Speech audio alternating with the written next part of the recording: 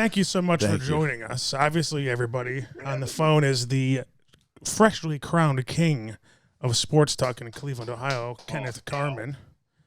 Oh, hell. In full domination mode here. King of the evenings, king of the mornings. You do it all. You know, that's one thing I wanted to ask you. Mm-hmm. Did you like the old show better or the new show? Like, honestly, from the heart. Like, just like, you don't know? There's good things about both. I mean, I like the callers are better in the evening. Yeah. Oh, So, Dirty Tom was the best. Yeah, I'm like the only. Well, Dirty Tom's in a league of his own. I mean, the problem with the Dirty Tom's actually a problem because if he's good and he makes other people want to try to do Dirty Tom things. Sure. And they can't do Dirty Tom things, and they fail miserably. Yeah. And so, yeah. And plus, you can leave. Like, I got to be like the only guy who actually likes the callers. So, you can leave them on a little longer in the evening. Where you can't in the morning. It's just like so fast. Yeah, you got to get him in and get him out, huh? Yeah. So, I mean, I love working with Anthony, and I still get to work with Kenny, and Owen's fun. Yeah. So I get to work with those guys. So it's I mean, I got more support.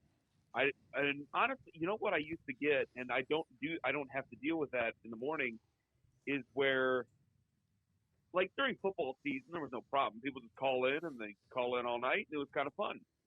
But during like the slow times, coming up here in about a week or so, you got to fill time.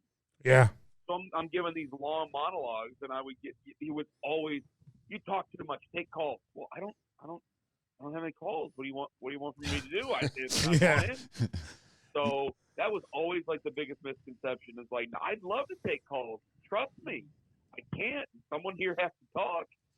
So that was one thing that always, but you couldn't like let him behind the curtain then because it was like, some nights there was a lot of reaction. Some nights people just kind of, wanted to do their own thing. But I really enjoyed the nights. It was really nice to because it was just such a learning thing and to learn how to do things. And I really even wish I would have learned more before I went to the morning. But I mean, long story short, it's hard to pick between the two because there's so many positives about both. When you were doing 5 hours at night, right? And then that would lead right into America's Coast to Coast with George Norrie. Oh, yeah. Well, I would listen to that on the way home. Yeah, me too. And yeah. Dude. Ken, one thing you got to know, man, is Scotty has kind of an uncomfortable man crush on you from back in the day. Huge man crush. Hell. Yeah. Oh, yeah. That's okay. I thought you were like 50 when I first heard you, and then when I heard you were 10 years younger than me, I felt really uncomfortable. I used to listen to you a lot back in the day. Now I wake up probably before you do and go to work, so I don't hear you a lot in the morning. And then our other co-host, Rick, has no fucking clue who you are.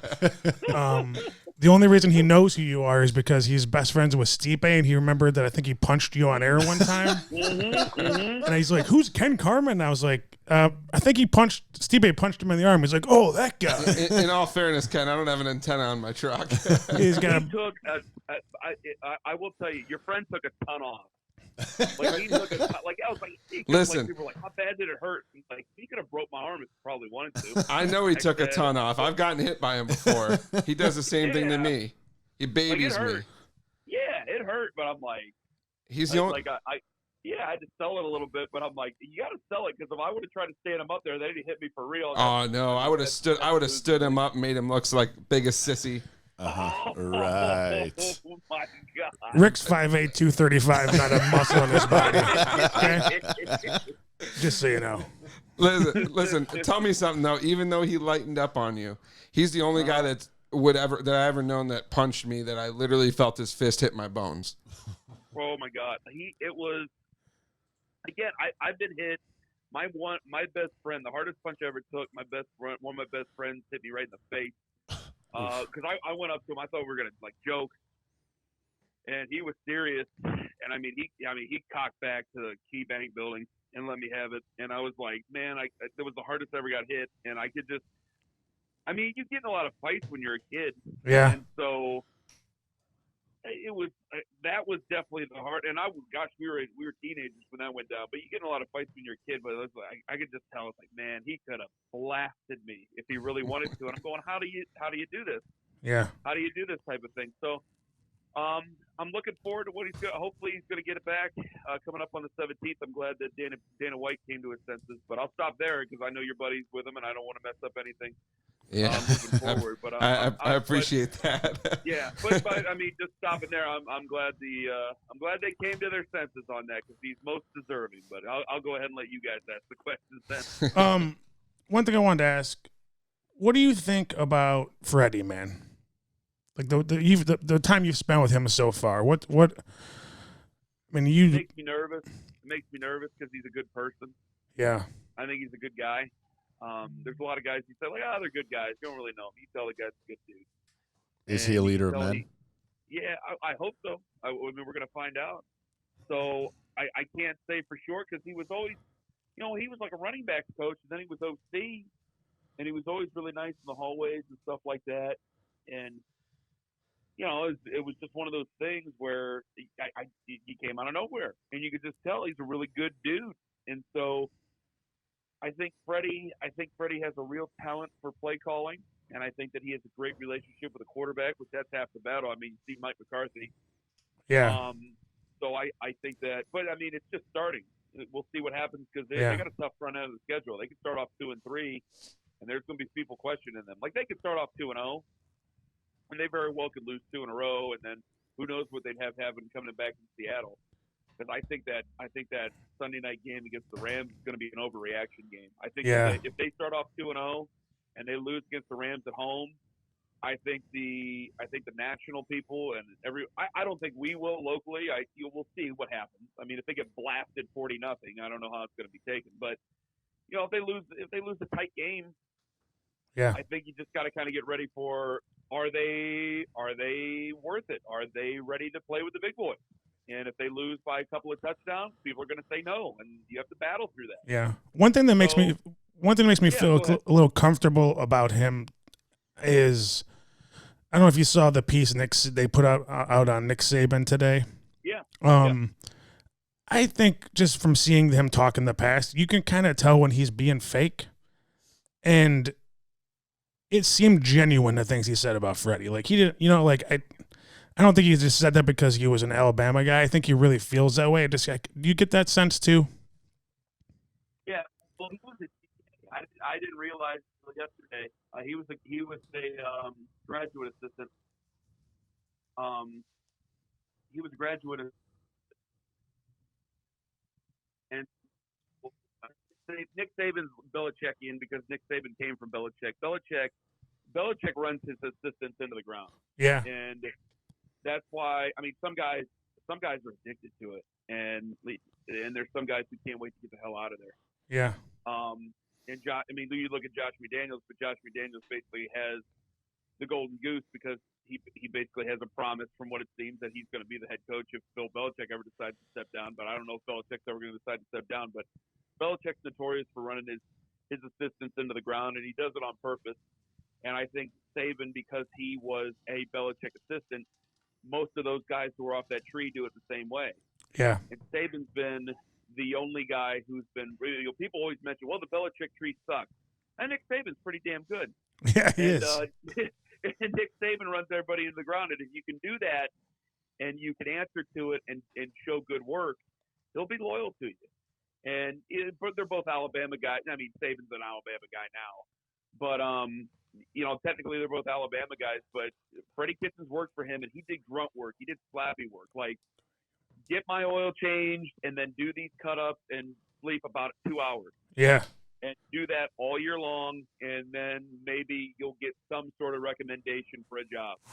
And if you can do that for Nick Saban, you got a chance to make it as a coach. And so with him on your side, it's certainly not a bad guy to have around. I'll tell you that. Yeah. Ken, I got a couple questions for you. Well, ask me the questions, damn it. All right, I'm ready. I've been thinking about this all day and which way I want to go first with it. So I'm going to start with Baskin and Phelps. Do they like each other? Yeah. And is Andy's personality the way it appears to be on the radio in real life? Is he ho-hum and doom and gloom and everything's miserable? I don't think he's very doom and gloom. People say that. I don't think he is. God, sometimes he's exhausting. I feel like he sucks the life out of poor Phelps, man. No, I don't think so. Phelps is such a good guy. Baskin's so everything. I'll be honest, I don't listen to them. That's lunchtime at my work, and that's the busiest time of the day. So I'm not listening to them. All right, well that's fine. That's good. I guess my most important question is between you and Adam, of course. Is that rooted in knowing that he's probably the second best on the station and you're the best, so he tries to pick at you, or is there some legitimate dislike there? No, I love him. There's been times Adam doesn't like me. I know that. I've had to apologize. Really? Because sometimes you goof around, and I know that didn't always sit well with him. So it's not like, Ken, you need to go apologize. Like, hey, I got him a little bit too worked up, so I gotta go cool things off a bit because I don't want him to be really angry at me.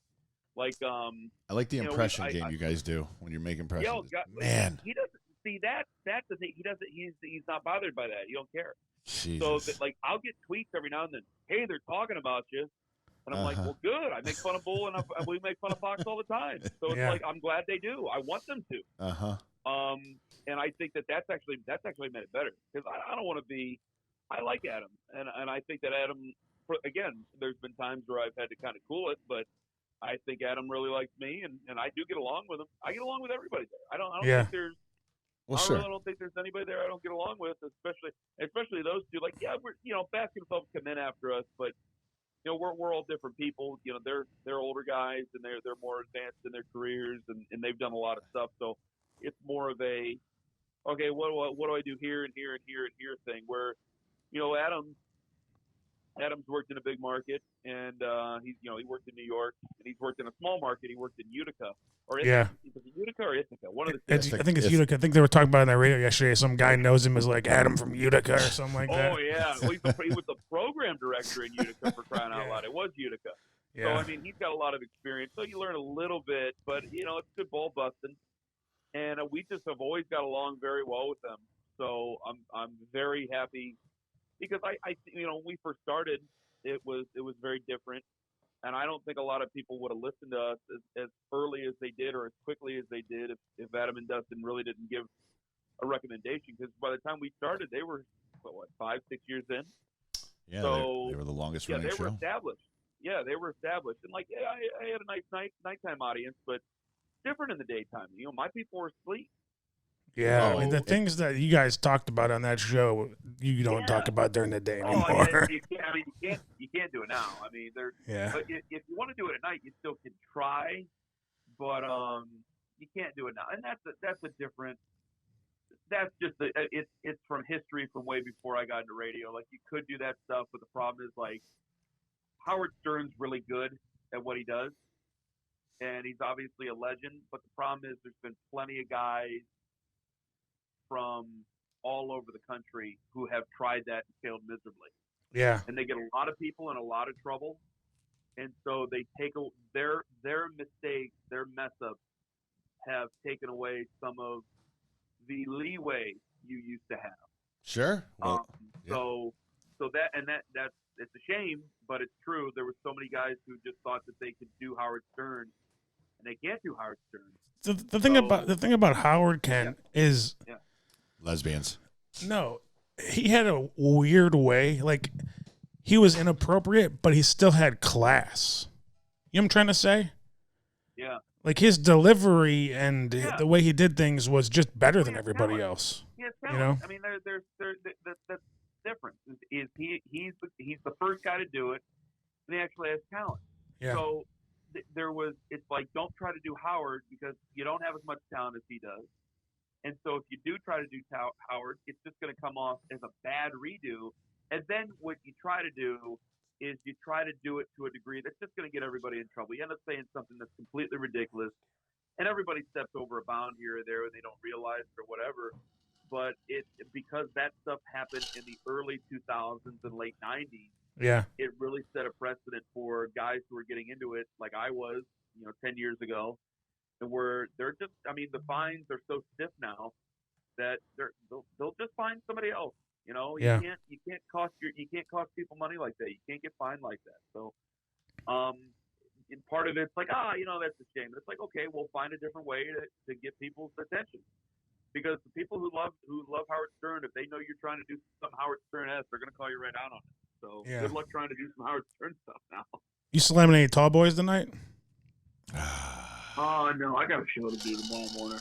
Because Scotty in support of Tall Boy Friday, he's drinking a 32-ounce Yeti full of moonshine. It's in your honor, Mr. Carmen. Yes, he is. I swear to God, sweet tea moonshine. Him and Rick are sharing moonshine? it. Yes, he's drinking a moonshine right now. Oh, you're gonna be fall down drunk. No, we do a portion of the show called "What's in Scotty's Cup" because he usually comes here about 6-7 drinks in, so we're pretty good. I got a 7-year-old daughter. My wife picks her up on Fridays. I usually get out, get a little loose, and lube it up. Drink a bottle of red. Who knows? Ken, I got a question for you. Yeah. Just since we are a fairly new podcast here and just kind of starting up into this line of work, what kind of suggestions do you have for people, including ourselves, to try and help get stuff like this off the ground a little bit? I know, like, when you first start this stuff off, you, like, put everything into it, and then you see you've only got, like, a few followers and listeners, and, I'm sure you probably went through that when you first started off. I mean, like, what helped you along the way? Well, mine's different because I started out just right before podcasts started. And so there's so many people who do podcasts now. And so you're kind of in a sea of them. Mm-hmm. And in every city, there's people who do sports podcasts on whatever team, they root for. And in whatever sports teams, plural, they root for. So it's a little bit difficult to really give a whole lot of, okay, do this, this, and this, because I've never really been in podcasts. As far as radio is concerned, I still think it's the same old thing it's always been. If you're willing to do a lot of jobs that not a lot of people are willing to do, if you're willing to work on holidays and early Sunday morning and do that, like I used to run gospel programming, and that was really? Oh yeah, I had to host a show one time, which was outrageous. A gospel show? But, what city? Oh yeah. The guy, they came in. They were nice people, and they came in every week. And we had that. I had Dr. Henry Dunn, which I think Dr. Dunn passed away now. And then I used to run the Presbyterian church on the other station across the hallway. Well, one day the pastor, like they used to come in and just host the show, and it was whatever. But one day the pastor, or like the assistant pastor, he was a young guy. He didn't finalize his CD. And so it wasn't playing, and he's like, I can't do this. And I said to him, I've told the story a bunch of times. I was like, well, you got to. Like, your CD's not finalized. He's like, no, I don't like the sound of my own voice. I go, you're a pastor. What do you do? And I got a little bit frustrated because it's like, you get it, 6 on a Sunday morning. And I called my boss. And I'm like, hey, man, this guy's CD, it's not finalized, and he won't get on the air. What the hell? It's like 6 a.m. and he goes, well, you know what you got to do? I'm like, I'm not doing that. He goes, yes, you are. You did it. And I had to do it. I had to do it for an hour, and I got through it. I felt so dirty. I had to do passages. My God. Is there a recording of this? Oh, I hope there is. I wish I had it if there was. Oh, my God. We got to find out who might have that recording. I felt like Jimmy Swaggart. I felt so sleazy. I felt something, it's like I wasn't a Baptist. I'm still not a Baptist. No offense to the Baptists out there. None taken. But I'm like, I can't preach the good word here. But you were that day. And he's just sitting there going, yeah, uh-huh. And I'm like, you got to be kidding me. You got to be kidding me. You got to be kidding me. What, were you in college then? Was I? It was like a year ago. Yeah, I had to. Yeah. So I was visiting. I was Reverend Kenneth. The Rev. From Mount Vernon. I was from Mount Vernon, and I was visiting, and I was their guest, and I was their guest host. And the people were really nice. And then I did that. And again, I used to have to go. I mean, whatever they wanted, I did it. I used to work every holiday, worked every Christmas, every Thanksgiving, every Easter. I did all the, ran NASCAR, ran the rock station, did traffic and weather, and then basically just because I was the only one willing to work, like we had a guy. I remember we had another guy who was a really nice guy, and I won't mention his name, but he worked with us, and he was like their number one guy, and then there was me, and I got a call from my boss. He goes, "You want to work a lot more shifts?" Yeah, why? And he goes, so and so just got picked up for pot. I was like, well, pot's not a big deal. He's like, a whole van full. And so, but he got out, and he was like, man, he was such a nice guy, man. And he was Canton. Like Canton people are a bit of a different breed, and you could just tell a guy from Canton. And he was a Canton guy, and he was so nice. And he came, he's like, driving, and I had a tail light out. They pulled me over, and dog starts barking his ass off, and that's it. I'm like, man. And then a week later, he's like, yeah, I got to go to jail again. And I was like, why? And he's like, man, they searched my house. My whole basement's full of pot. I'm like, what are you doing? Dude. Because he's like, yeah, I got out on bail. I mean, and he made a boatload from selling dope, but he wanted to work in radio, and he's a really nice guy, but he had to go to prison. Yeah, it sucks. And so I hope he's better now. It's been a decade now, so I hope he's out, and I hope he's doing a lot better. But after he went away, I just had to pick up all his shifts, and I just didn't say no to anything. So the only thing I can say, like, obviously everybody has a line. I'm not saying to, like, whatever, be just a patsy for everything, but one thing that we have done that is kind of it's worked a little bit for us. Like when we first started, we had a different co-host, and now we have Scotty here, and we're starting to mesh really well with him. We were like all sports in the beginning, but we're getting a little bit away from that. Like we still do talk about whatever's trending, for sports wise, but we talk about shit like off the wall stuff, and people respond to that well. Well, it's your podcast. You talk about whatever you want. Yeah. And I hate responding to the talk sports guys. I think that's weird. Like, you have to talk sports. It's a sports station. But I always get bothered by the talk sports guys, but especially on your own podcast. You don't have to deal with, your free speech. You don't have to deal with FCC rules or anything like that. You do it. I mean, just have fun with it. Oh yeah, I mean, there's been some times. There's been some times where we've said some things and we're like, cut that out before you put it up there, Spencer. You can always delete it and go over it. Do whatever you want. What do you think about the Myles Garrett comments today about Greg Williams and only you could let him use 2 moves? I think it was. Yeah, he only uses the power move, and what is it? Oh, the chop. The chop. What's the advantage to that? What's he thinking? I don't know. I don't know. I don't know what Greg Williams' deal is. A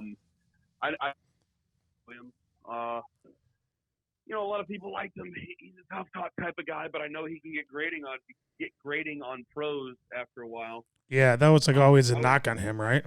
Yeah, I always wonder what he would be like as a college coach. Because you have new kids in. And I'm serious. I said that would really work in college.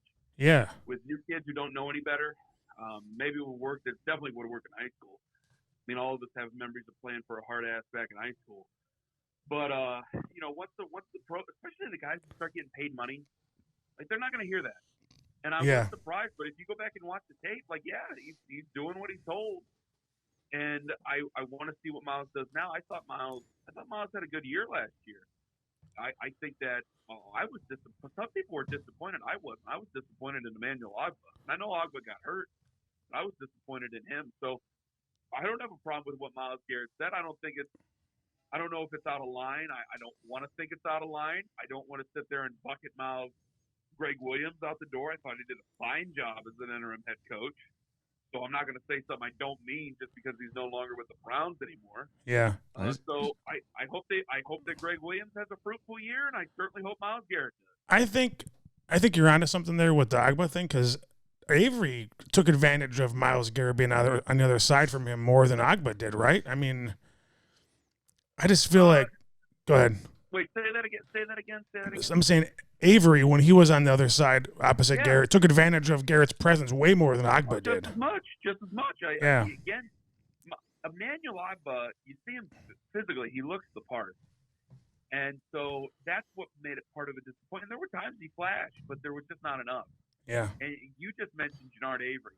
Jannard Avery, as a fifth-round pick, had a really nice season this year and already showed, like, this is and I hate to borrow something from John, but this is a real football player. Yeah.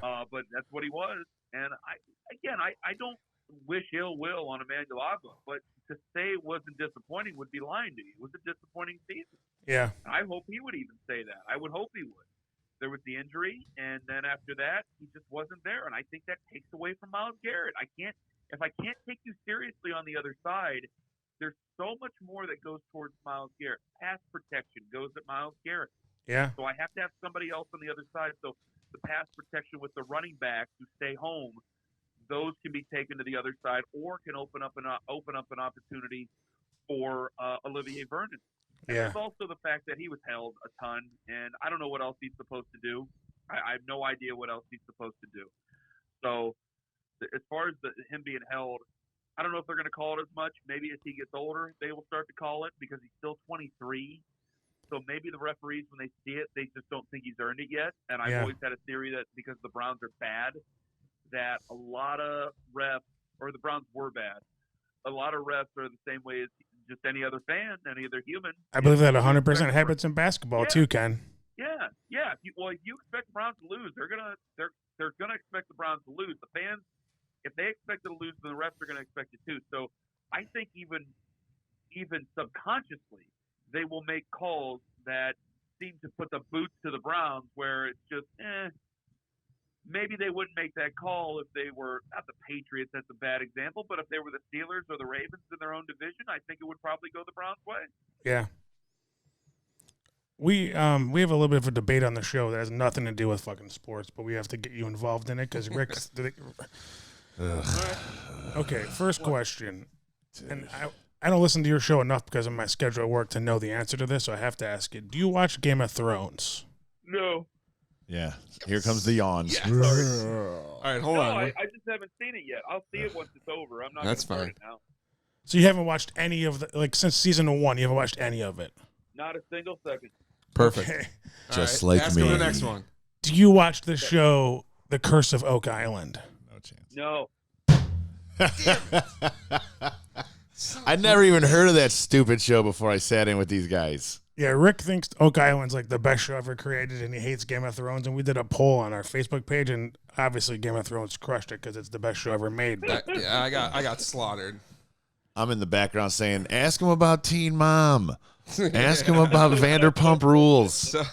So Ken, actually, last week on our podcast, we did a Browns prediction for the season. You want to give us your prediction on wins this year? Yeah, I'll say 11-5. That's crazy because literally We all came out with 11-5. Last week we went through the schedule one by one each week, and I was getting drilled by these guys because I felt opposite of them. They both went that the Browns were going to go 2-0 to start the season, and I felt that they're going to have a little bit of a rough start putting things together, but once they mesh, they're going to be a pretty damn good football team. So I had them going 0-2, but we all ended up at the same 11-5 at the end of the year. I put the Rams are week 3, right? Yeah. I had the Rams game being the game where we really, our coming out party. Wow, that's incredible. See, I think they can win against Tampa or Tennessee at the beginning of the season. Yeah. And then that Jets game on Monday night, I think that's set up very nice for them. And then after that, I just see this starting as they'll be 2-0 going into that Rams game, and it'll just be a big conversation of, are you ready to play with the big boys? Yeah. And if they lose it by 10 or 14, we're going to hate Monday morning because people are going to say no. And then they're going to have to defend that. And that's another challenge of Freddie is he's one of these days he's going to have to go in there and talk to them after a loss. Yeah. And it's obviously, and it's such a cliche, but it's okay. How do you respond after you have some adversity, because any loss they have is going to be under the microscope. They know the national media knows what they're doing. Yeah. They Yeah. know what they're into. So I think that when they have this conversation about Baker, they know that they want Baker to respond. Baker does give them the time of day. And so they are going to sit there, and they know that Cleveland is a great market for what they're trying to do, and will respond to everything they do. We already know a couple guys, and they will continue to pound away until the Browns win something significant. So I think that Browns fans are going to end up having to wear the black hat. I think they're going to end up being villains. So what game on the season do you have circled as the game that is a must-win for this team to arrive? A must-win to let everyone know they're real. Yeah, like, I mean, just the game that's... I was going to make that a lot harder than what it is. It's got to be Pittsburgh. Yeah. Yes. Just throw a beating on them. It's tough because you play them 2 days in a row, or you play them 10 days apart. Yeah. You play them 2 weeks apart. So it's Pittsburgh, then 10 days, and Pittsburgh again on December 1st, and it's at Pittsburgh. So it's just a weird schedule how it lays out. It's a lot less it's intriguing, and I think it's a lot more than what people bring up. I think it's a lot less formatic is what people like to say. Like, you have the bye week, but then you're at New England, then you're at Denver. Yeah. Buffalo should be a win. Pittsburgh at home, people are going to say it's a win. You know, you want to split, but I think, honestly, I want to circle the December 1st game at Pittsburgh. You win that, and you're on a stretch of Cincinnati at home. With Cincinnati, I don't know what they're going to be. I think they could be better this year, but because they'll be healthy. But Cincinnati at home, let's say they're hog slop. So you have Cincinnati home, then you're at Arizona, then against Baltimore, and then at Cincinnati again. I think you could be red hot to finish the season. Yeah, I agree with you. And that game right there in December, that's going to set things up, because there's been hot teams that are notoriously bad in December. It's what killed them last year. Yeah. It's what killed Pittsburgh last year. Were you a Baker guy in the beginning? I don't remember. No. You weren't. At the very beginning, no. Weren't you Josh Allen? If it wasn't for Dustin, I would have really embarrassed myself. Yeah, because he was kind of on board since the Senior Bowl, even before that, right? Oh, no, before that, during the season. The October of Baker's senior year, we got in a big shouting match with each other because Lima wanted him too, and then Lima flip-flop. Okay. And then after Lima, I swear to God, after Lima flip-flop, Dustin's like, just watch the tape. Come on, just watch the tape. Forget about him grabbing his fellas. I didn't care about the plant the flag thing. Yeah. But he's like, forget about him shaking his fellas. Forget about him getting arrested. Just watch the tape, man. Just watch this. And Dustin would be like, you're not stupid. Yeah. Okay, you're not dumb. Look at this. Look at his shoulders. Look at his arms. Look at where his hands are pre-snap. Look at this stuff. I'm in section 113. And the moment I knew that dude was fucking legit was the pass to Landry against Carolina with the two defenders on him. Yeah, I was like right there across the field from it, and like in person, I've been a season ticket holder my whole life, Ken. I've seen everybody in the best thrower I've ever seen of the football being in our stadium was always Ben Roethlisberger. He just was so good. That throw he made to Landry was incredible.